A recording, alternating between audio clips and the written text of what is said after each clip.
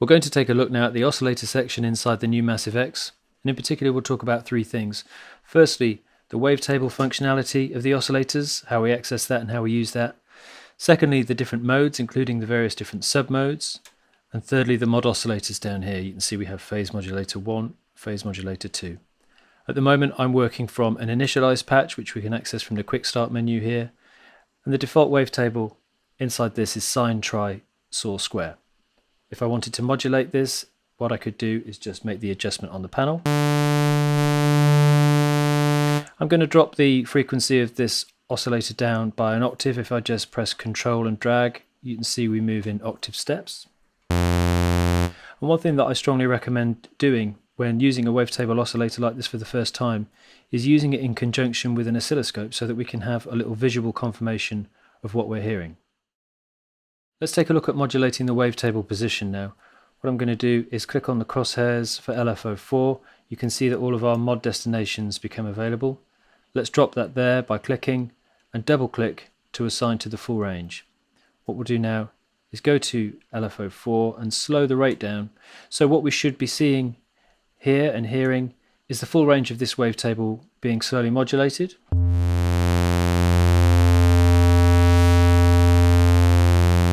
And so all we're doing is morphing backwards and forwards between those different waveforms in that order. And this is quite a good way to get used to the various different options that exist within the instrument when we approach it for the first time, because as we can see by clicking here, this is a huge amount of wavetables and they're categorized in various different ways, but it's impossible to know what something like jigsaw or solo drift is going to contain without spending a little bit of time to become familiar with them. So we could click on solo drift now, and having loaded that in, we can have a look and a listen and see what we have. So in this case, a relatively small amount of waveforms that we're modulating through.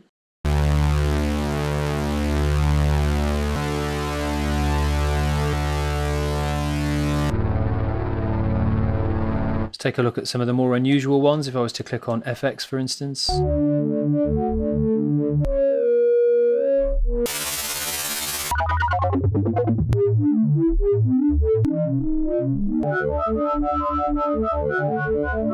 And for those of you that are familiar with the original Massive instrument, you might be interested in the fact that we have the remastered folder here. So something like Carbon, for instance.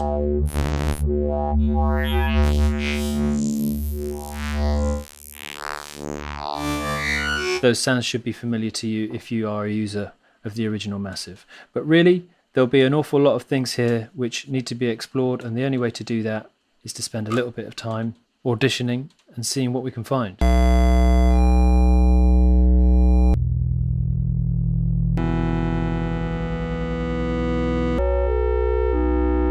And in the process of doing this, you'll probably find that there are some wavetables which you're particularly drawn to. So what I'm going to do is go back now to something nice and simple, so the sine, tri, saw, square. And the reason for doing this is if I double click, so that we're not actually modulating anymore and we have a static sawtooth wave. This is a really good option for starting to look at the various different modes and how they work, because these can affect the output of the oscillator in a very large amount of ways. So to see the effect that it's having on something simple and regular like a sawtooth wave can tell us quite a lot about what they're actually doing. So for instance, if we have a look at the readout of the sawtooth wave now, we can see it sloping forwards. If I was to change that to backwards, we can see the angle changing. This will have a significant impact if we hear it against another oscillator, which we'll do in a second. Similarly, if I was to change the polarity, again we can see that change there. So let's say that we did introduce another oscillator here, and this one is also going to have a sawtooth wave. Let's just raise the amplitude of this, and at the moment with everything forward and the polarity positive, and let's also adjust the frequency of these to be the same, we can see that they're slightly out of phase with each other. But what I could do is change the direction of one of these and we see something different. We start to see square waves of various different widths. So what this means now is if I was to start modulating wavetable position of either one of these,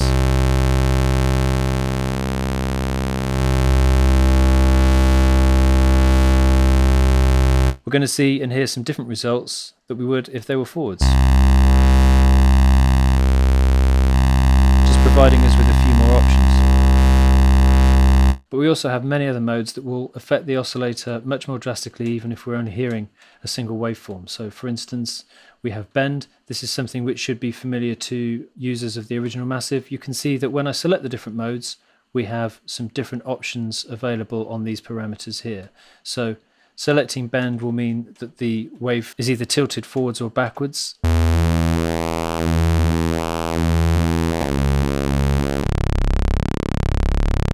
Obviously this could be modulated on LFOs, envelopes or whatever else. If I was to select something like mirror,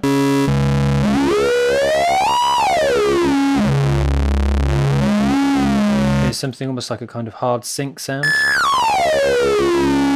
Alternatively, if we selected something like formant,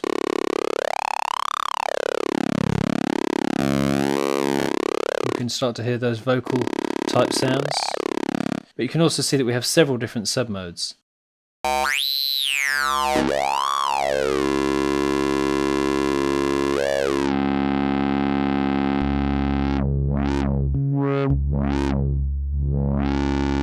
And some really unusual things such as gorilla.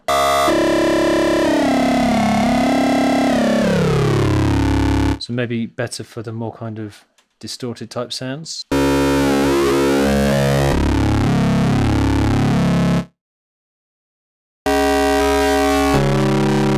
And remember that this is only on a very, very simple wave shape at the moment, which is being unmodulated. So if we take all of those different options, including the submodes, and we match those against all the different wavetables possibly being modulated, that's a huge amount of variables and an enormous amount of different results that we could get out of the oscillators.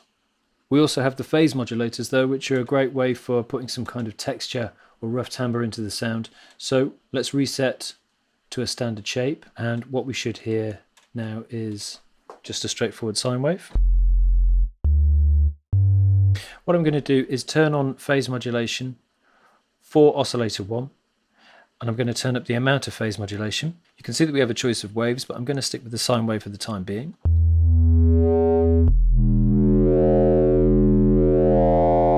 We start to hear some timbres that we would associate with phase modulation or FM. We can also see that the mod osc is set up to have its frequency changed in percentages or ratios. Or we could go negative, so that would be half.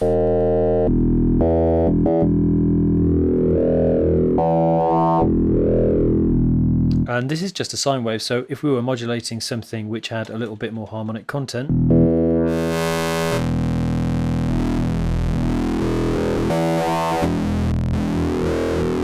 you can see this is a very quick way to get some rich texture, especially if I was choosing a waveform which itself had a little bit more harmonic content.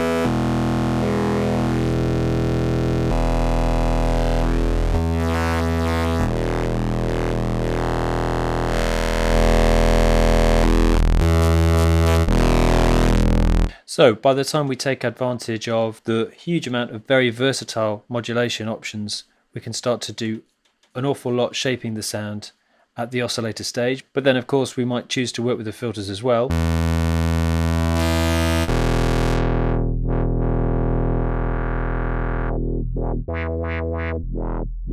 of which there are a very large amount of options, and so which really needs to be the subject for another video. But this is just a very brief introduction to the oscillators, just to give you an idea that really there are those three main areas for shaping the sound at this level, and that is the wavetables themselves, the bend modes, and the mod oscillators.